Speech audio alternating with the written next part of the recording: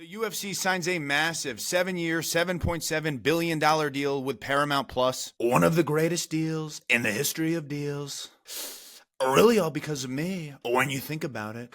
But I love this, man. I think this was the perfect move for the UFC. I didn't know Paramount Plus was a player in this. I feel like I've seen a few times in the last couple months people saying that Netflix was pretty much a done deal. The UFC is so different than any other major sports league. Obviously, it isn't as big as the NFL or NBA, but you got these random people just running around with stories, pretending they know what they're talking about. But I love this deal for a couple reasons, and this is the way that the UFC can finally become mainstream. The biggest thing I love about this deal is no more pay-per-views, finally. Now, if you're a silky smooth ramen cat like myself, you probably like to complain about the pay-per-view model without actually ever buying them. Shout out, no free shout out, actually definitely free shout out to my brothers over at Stream East for holding it down these last couple of years.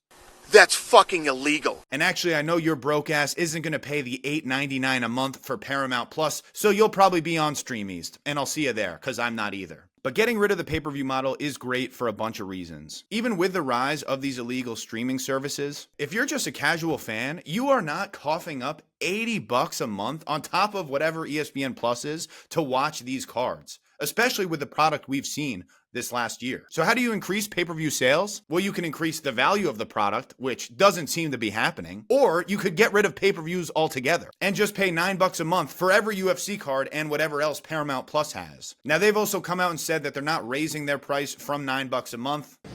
And I'm playing shortstop for the Mets.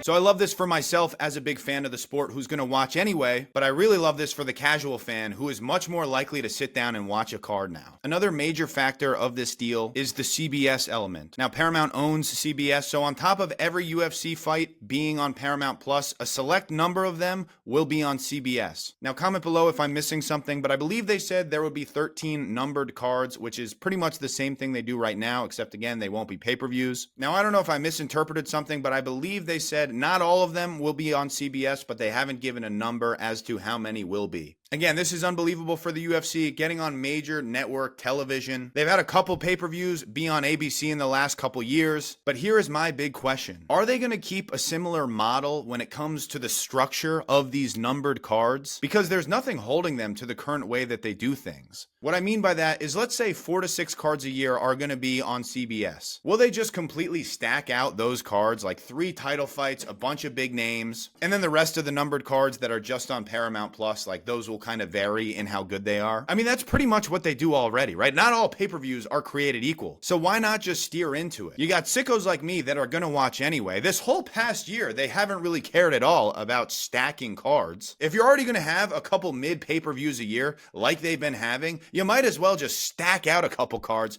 get a couple blockbusters on there, throw them on CBS, and see what happens. I'm really ranting right now, but what do you guys think of this deal? And more so, what do you want to see change from the way the UFC currently does things? And the last thing I'll say, a change I want to see, not every card has to start at 10 p.m. Eastern time. Every other sport in the history of time, pretty much every other thing in the history of time doesn't do that. The location of an event should determine the time of said event. Just because Vegas is the fight capital of the world, not every single event has to be on Vegas time. If a card is on the East Coast or literally any other place on the planet, it doesn't have to be on Pacific time. All right, that's all I got. Thanks for watching. Like, comment, subscribe.